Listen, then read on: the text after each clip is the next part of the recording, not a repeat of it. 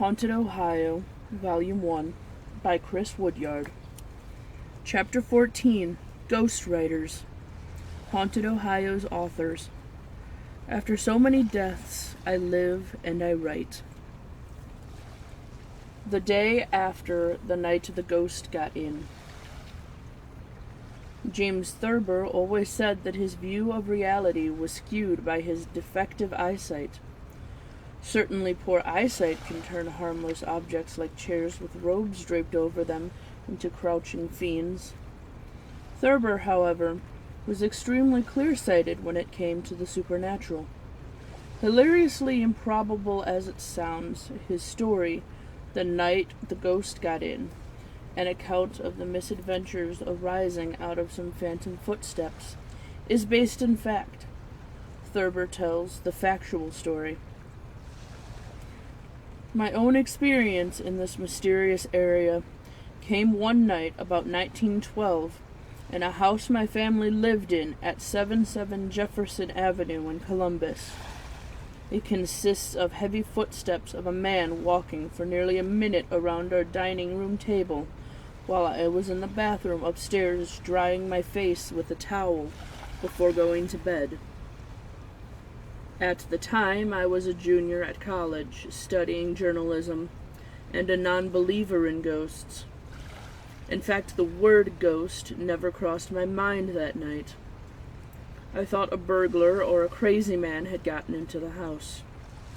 My father and younger brother were in Indianapolis, and I knew that neither of them would walk silently around that table. I roused my older brother from sleep and brought him to the head of the back stairs that went down into the dining room. As soon as he reached my side, the steps ceased. Finally, in something like terror, he asked, "What's the matter with you?" I said in a loud voice, "There's someone down there." And up the stairs, right at us, two at a time, came heavy steps of a running man. Without a word, my brother ran into his bedroom and locked the door.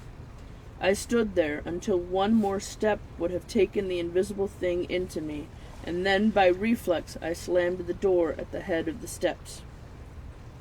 The next day I asked the corner druggist, who had been in business for 30 years, if he had ever heard of any strange stories about 77 Jefferson Avenue.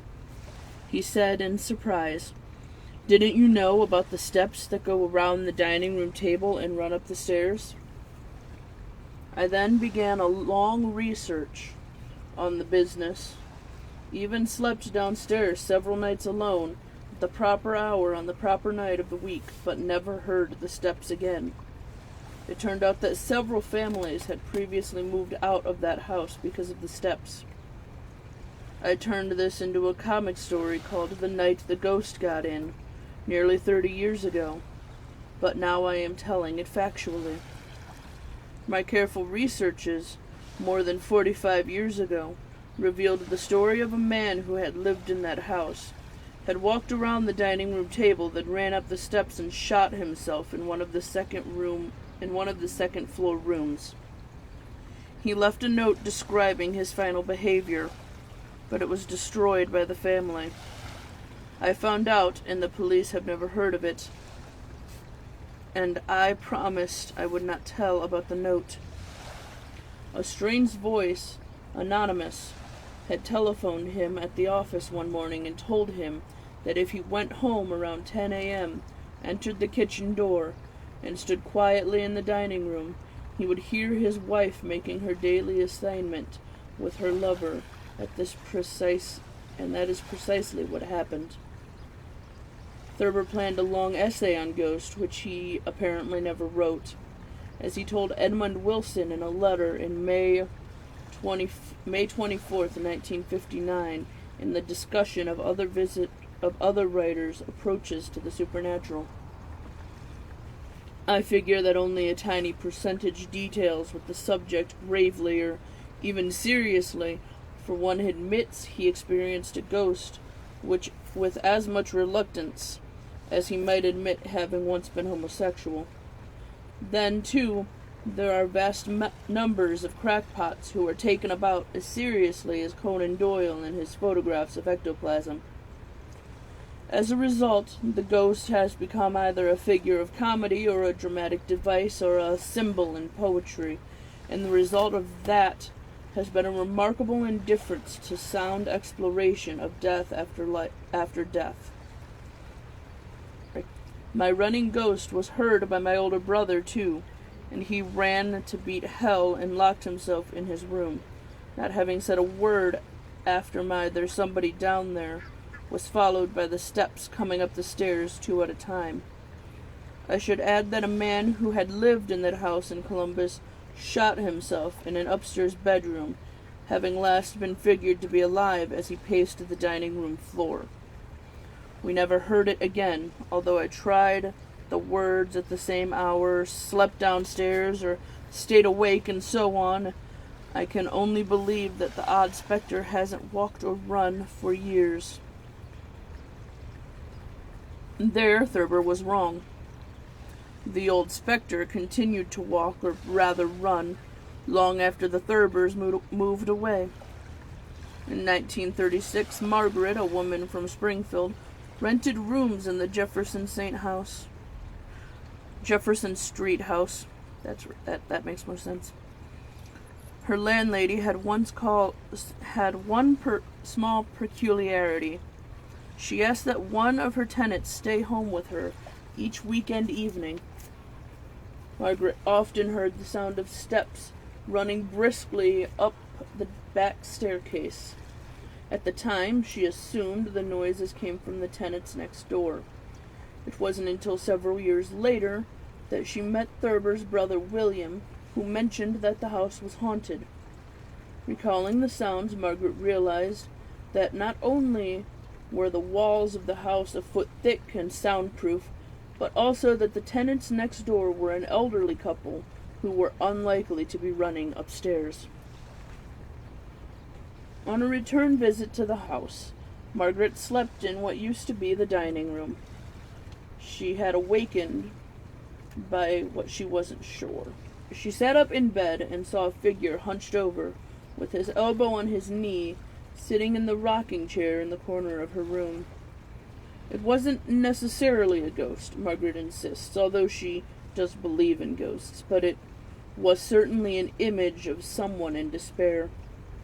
She lay back down in bed, sat up again, and the figure was gone. Yet another tenant, who lived in the attic, described noises like footsteps that began in the second-floor hallway. Most of the time they merely creaked up and down the stairs. But sometimes they came up to the top of the stairs and stopped dead at his door. He would lie there quietly, just listening. "I would swear someone was coming up to see me," he recalls, "but no one would knock. This went on night after night. He was curious to know who was there, but he never opened the door." The old specter continues his activities even today. The Thurber house has been restored and now houses a library and an annual writer in residence. One of these writers actually saw the ghosts. In my second or third week at the house, as I stepped out of a car in the back parking lot, I happened to look up to the apartment, and the ghost, a hefty, somewhat stooped, black torso shadow, apparently dressed in a raincoat with the collar turned up, moving at a silhouette's pace, made a single pass through the hallway lights, just as my eyes traveled up the building wall, as if waiting there, set in motion by my glance. I took the sighting seriously. I even made Don Vickers walk me upstairs, but when we got to the spot, only the spot was there. Later in my stay, I heard unaccountable clattering of the lower kitchen cupboards. Light, gentle, fast, frustrated slamming as if a mouse were inside, trying to push out its nose. But there was no mouse when I looked. Another writer was awakened at 2 a.m. by the security service, who said that the burglar alarm had gone off. In the confusion, the police were sent, only to find that all the doors and the windows on the outside were locked tight as a tick. As the cop says, the night the ghost got in. A mysterious short circuit was one theory, but one police officer had another. It must have been a ghost. The poet's family ghost. Poets Alice, 1820 to 1870, and Phoebe Cary, 1824 to 1871, were sisters from Cincinnati. Their appeal has faded, but Phoebe was once acclaimed the wittiest woman in America, while Alice's poem, Pictures of Memory, was hailed by Edgar Allan Poe as one of the most melodious lyrics in the English language. Today, Alice is best remembered for her hymn, One Sweetly Solemn Thought. Late in the autumn of 1869, on their deathbed, Alice spoke of the Cary family ghost story. Almost every family has a ghost story, you know. Ours has more than one, but the one foreshadowed all the others. "Do tell it to me," said the friend sitting by her bed. "Well, the new house was just finished, but we had not moved in. There had been a violent shower. Father had come home from the field, and everyone had come in out of the rain. I think it was about 4 in the afternoon, when the storm ceased and the sun shone out. The new house stood on the edge of a ravine, and the sun was shining full upon it, when someone in the family called out and asked how Rhoda and Lucy came to be over in the new house, and the door opened. Upon this, all the rest of the family rushed to the front door, and there, across the ravine, in the open door of the new house, stood Rhonda with Lucy in her arms. Someone said she must have come from the sugar camp, and has taken shelter there with Lucy from the rain. Upon this, another called out, "Rhonda!" but she did not answer. While we were gazing and talking and calling, Rhonda herself came downstairs, where she left Lucy fast asleep, and stood with us while we all saw, in the full blaze of sun, the woman with the child in her arms slowly sink into the ground until she disappeared from sight. Then a great silence fell upon us. In our hearts we all believed it was a warning of sorrow, of what we did not know. When Rhonda and Lucy both died, we knew then. Rhonda died the next autumn, November 11th, Lucy a month later, December 10th, 1833. Father went directly over to the house and out into the road, but no human being and not even a track could be seen. Lucy had been seen many times since by different members of the family in the same house, always in a red frock, like one she was very fond of wearing the last time by my brother Warren's little boy, who had never even heard the story. He came running in saying that he'd seen a little girl upstairs in a red dress. He's dead now, and such a bright boy. Since the apparition in the door, never for 1 year has our family been free of the shadow of death. Ever since, some one of us has been dying. Spirit poetry. Some spirits have a literary bent, as this account from Guernsey County suggests. In Quaker City, the Bay family, brothers William and Andy, and sister Susan, lived with the mysterious Dr. French. Dr. French had sandy hair streaked with gray, always wore heavy glasses and carried a cane, and possessed a vicious, woolly black dog. The doctor didn't work as far as anyone could tell, but he could heal by the laying on of hands.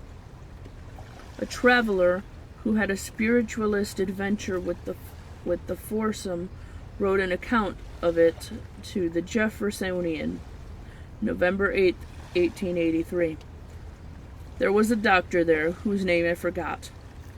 All the talk was about spiritualism and spirits until I thought I had got into veritable bedlam. So it went on until late before we went to bed, then trying to illustrate their beliefs by argument and experiment by so-called spirit writing, spiritual trick mirrors, etc., until I was heartily wearied. The traveler went to bed, but was suddenly awakened. A cold, clammy hand had touched me and moved upon me, so it seemed. Again I thought I had been dreaming, but sleep came slowly, and before I was asleep again, I felt distinctly not one cold hand, but two of them moving over my arms and body. Yet there was nobody there. I felt about. I got up and made a light. The doors were closed, as I had left them, but the distinct impression was left with me and is with me yet. The hands did touch. The folks coolly told me in the morning that I had been visited in the night by Brother William, who was dead, and that they had been visited by him too. Of course, ready explanation may be suggested for this, but on the table, under my watch, was found a poem, said to be in the handwriting much like that of William Bay. This poem begins in a macabre vein. Your planet is legions of leagues away, and seems like a bloodshot eye. Like the eyes of a demon here, they say, and they sigh, as they turn with a sorrowful sigh. They have heard of your horrible curse upon here, your beasts and your blood, and your ghouls and all. It goes on to list literary notables to be found in hell. For Dante has taken a flight up here, and told all the terrible tale of your fall, and Poe is here drinking a fiery draught, distilled from the lavas of hell, and swears that tonight like a shaft from the archer he'll back up to dwell. Of death dews and death damps and death molds, to the tomb of Lenore, dark, silent, and cold. Dark, silent, and cold. The Haunted Stows. Harriet Beecher Stowe was born in Connecticut, but lived in Cincinnati longer than any other place except Hartford. In Cincinnati she met and married the haunted Calvin Stowe, bore her children and buried one, and began her career as a writer, so Ohio can rightly claim her as an author who was deeply interested in spiritualistic questions. Harriet had many psychic experiences and said that Uncle Tom's Cabin was given to her, inspired by a vision. Mrs. Stowe was seated in her pew in the college church at Bunswick during the communion service. Suddenly, like the unrolling of a picture scroll, the scene of the death of Uncle Tom seemed to pass before her. At the same time, the words of Jesus were sounded in her ears. Inasmuch as ye have done it unto the least of these my brethren, ye have done it unto me. It seemed as if the crucified, but now risen and glorified Christ were speaking to her through the poor black man, cut and bleeding under the blows of the slave whip. She was affected so strongly that she could scarcely keep from weeping aloud. That Sunday afternoon, she went to her room, locked the door, and wrote out, substantially as it appears in the published edition, the chapter called "The Death of Uncle Tom." It seemed to her as though what she wrote was blown through her mind as with the rushing of a mighty wind. Harriet called her husband, the plump, balding, immensely learned Calvin Stowe, my old rabbi, born and reared in the small Massachusetts village by his deeply religious mother after his father's death. Calvin was fascinated by the more occult incidences in the Bible, the Witch of Endor, Ezekiel, and John of Patmos with their weird visions. Innocently, supposing that everyone saw the same things he did, Calvin also began to have weird visions of all things visible and invisible. The facts, he wrote soberly in a paper read to his fellow members of the Cincinnati Semicolon Club, appear to me to be curious and well worth the attention of the psychologist. I regard the occurrences in question as more remarkable because I cannot discover that I possess either taste or talent for fiction or poetry. I can remember observing a multitude of animated and active objects, which I could see with perfect distinctness, passing through the floor and the ceiling and the walls of the house. Calvin spoke of his easily excited nervous system, and then went on. When I was 4, I occupied a bedroom that opened into the kitchen. Within this bedroom was the staircase which led to the garret. Some of the boards which enclosed the staircase were too short and left a considerable space between them and the ceiling. One of these open spaces was directly in front of my bed, so that when I lay upon my pillow, my face was opposite to it. Every night after I had gone to bed and the candle was removed, a very pleasant-looking human face would peer out at me over the top of the board, and gradually press forward his head, neck, shoulders, and finally his whole body as far as the waist, through the opening, and then, smiling upon me with great good nature, would withdraw in the same manner in which he had entered.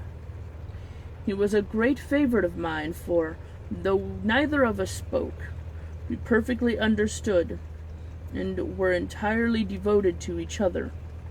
It is a singular fact that the features of this phantom bore a very close resemblance to those of a boy older than myself, whom I feared and hated. Still, the resemblance was so strong that I called him by the same name, Harvey.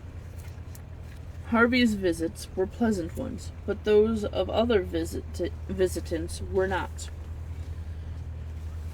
I saw at an immense distance below me the regions of the damned.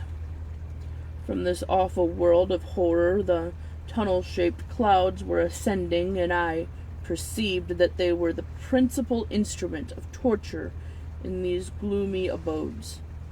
But a little distance from my bed I saw 4 or 5 sturdy, resolute devils endeavoring to carry off an unprincipled and dissipated man of the neighborhood, of whom I had stood in terror for years.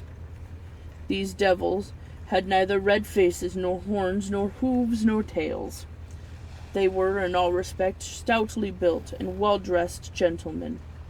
The only peculiarity that I noted was that their heads were perfectly bare, without hair or flesh, and of a uniform sky-blue color, like the ashes of burnt paper before it falls to pieces.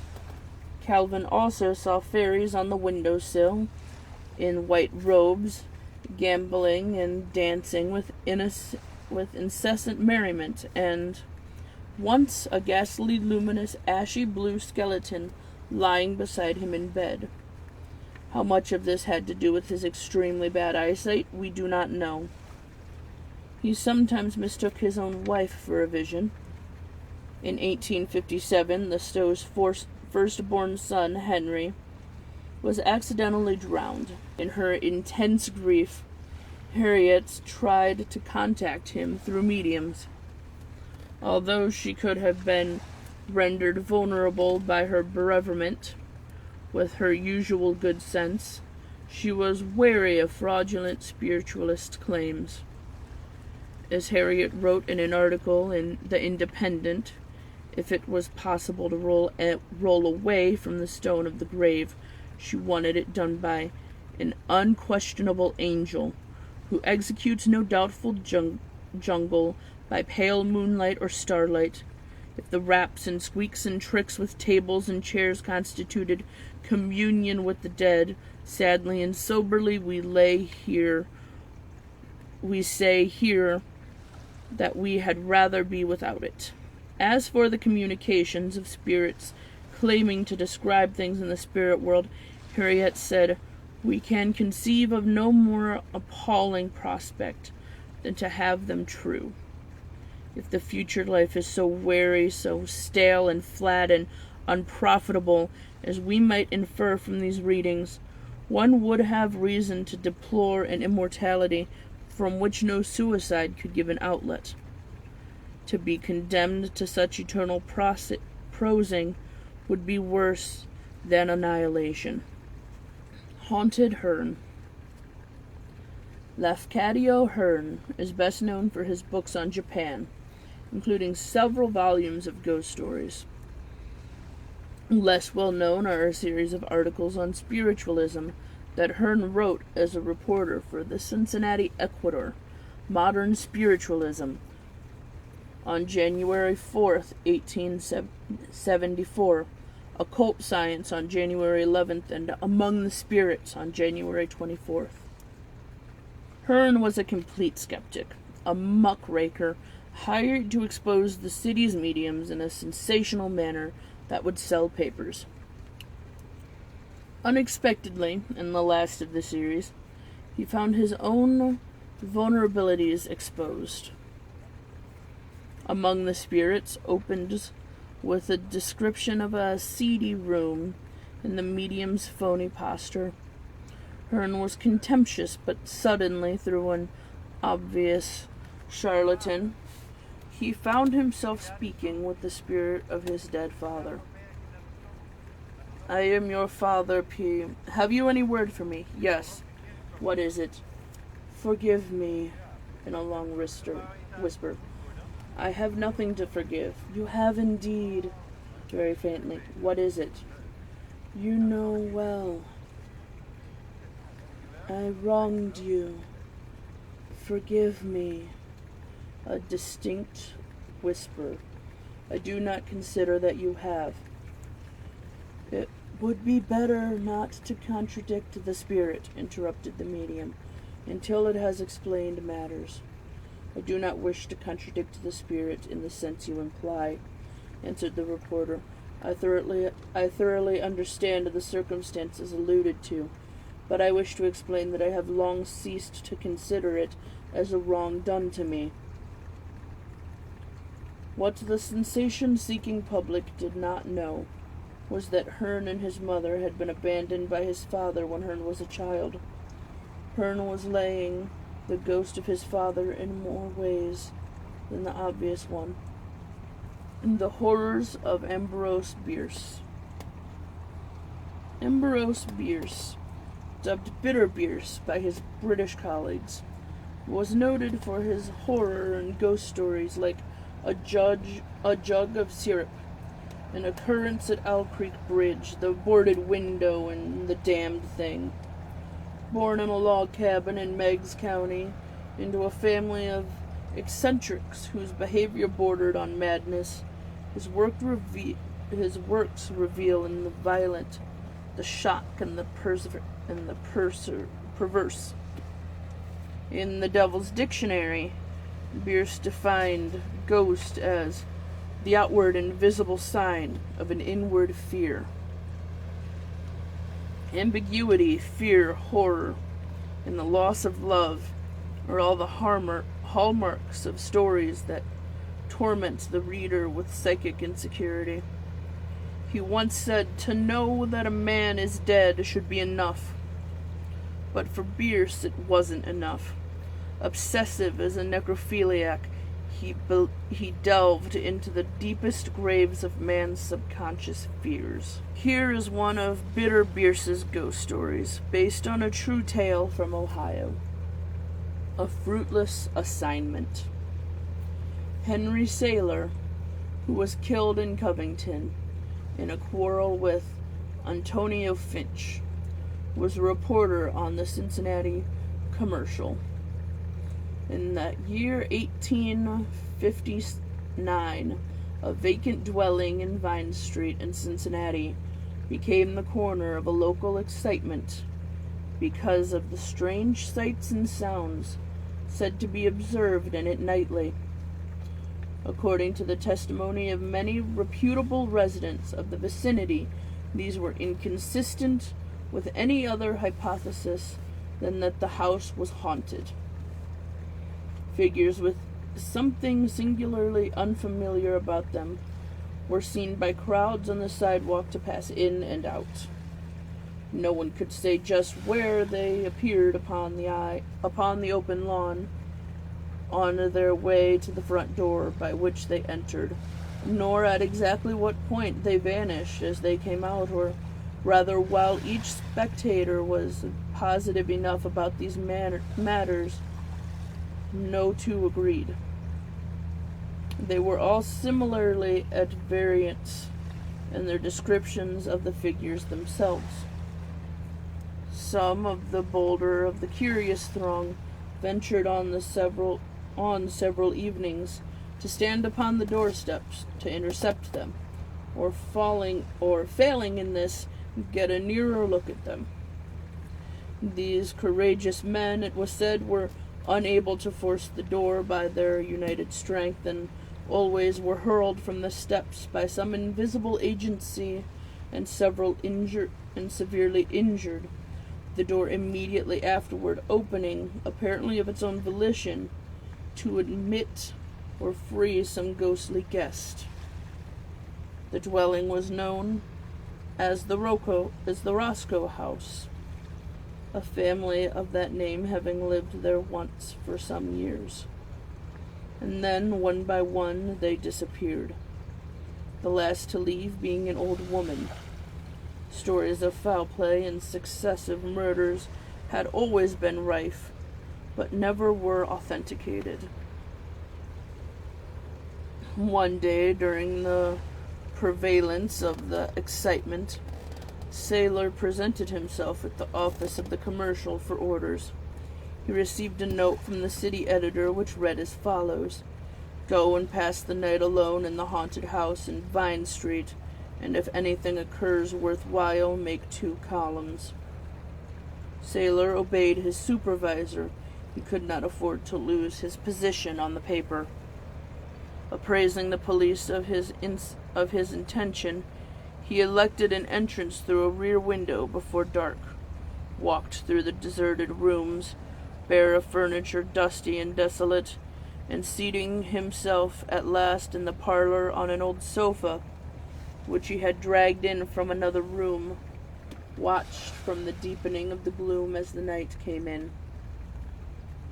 Before it was altogether dark, the curious crowd had collected in the street, silent, as a rule, and expectant, with here and there a scoffer uttering his incredulity and courage with scornful remarks or rabid cries.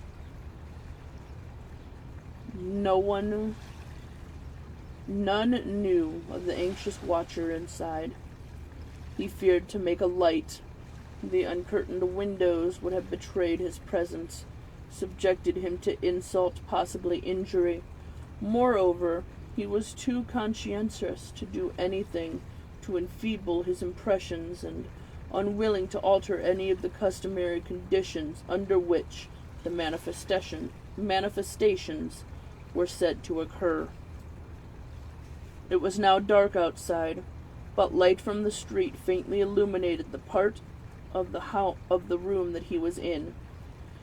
He had set open every door in the whole interior, above and below, but all the outer ones were locked and bolted. Sudden exclamations of the crowd caused him to spring to the window and look out. He saw the figure of a man moving rapidly across the lawn toward the building, saw it ascend the steps, then a projection of a wall concealed it. There was a noise as of the opening and closing of the hall door. He heard quick, heavy footsteps along the passage, heard them ascend the stairs, heard them from the uncarpeted floor of the chamber immediately overhead. Sailor promptly drew his pistol, and groping his way up the stairs, entered the chamber dimly lighted from the street. No one was there. He heard footsteps in an adjoining room, and entered that. It was dark and silent. He struck his foot against some object on the floor, knelt by it, passed his hand over it. It was a human head, that of a woman. Lifting it by the hair, his iron-nerved man returned to the half-lighted window below, carried it near the window, and attentively examined it. While so engaged, he was half conscious of the rapid openings and closings of the outer doors. A footfall sounding all about him, he raised his eyes from the ghastly object of his attention and saw himself the center of a crowd of men and women dimly seen. The room was thronged with them. He thought the people had broken in. "Ladies and gentlemen," he said coolly, "you see me under suspicious circumstances, but—" His voice was drowned in peals of laughter, such laughter as is heard in asylums from the insane. The persons about him pointed at the object in his hand, and their merriment increased as he dropped it and it went rolling among their feet. They danced about with it with gestures grotesque, and attitudes obscene and indescribable. They struck it with their feet, urging it about the room from wall to wall, pushed and overthrew one another in their struggles to kick it, cursed and screamed and sang snatches of ribald songs as the battered head bounded about the room, as if in terror and trying to escape. At last it shot out of the door into the hall, followed by all with tremulous haste. That moment the door closed with a sharp concussion. Sailor was alone in the dead silence. Carefully putting away his pistol, which all the time he had held in his hand, he went to a window and looked out. The street was deserted and silent. The lamps were extinguished. The roofs and chimneys of the houses were sharply outlined against the dawn-light sky in the east. He left the house, the door yielding easy in his hand, and walked to the commercial office. The city editor was still in his office, asleep. Sailor walked up to him and said, "I have been at the haunted house." The editor stared blankly as if not wholly awake. "Good God!" he cried. "Are you Sailor?" "Yes." "Why not?" The editor made no answer, but continued staring. "I passed the night there, it seems," said Sailor. "They say that things were uncommonly quiet there," the editor said, trifling with the paperweight upon which he had dropped his eyes. "Did anything occur?" "Nothing whatsoever." In the end, Ambrose Bierce left the world with a true mystery of his own. In 1914, he went to Mexico to follow Pancho Vannel's army and vanished.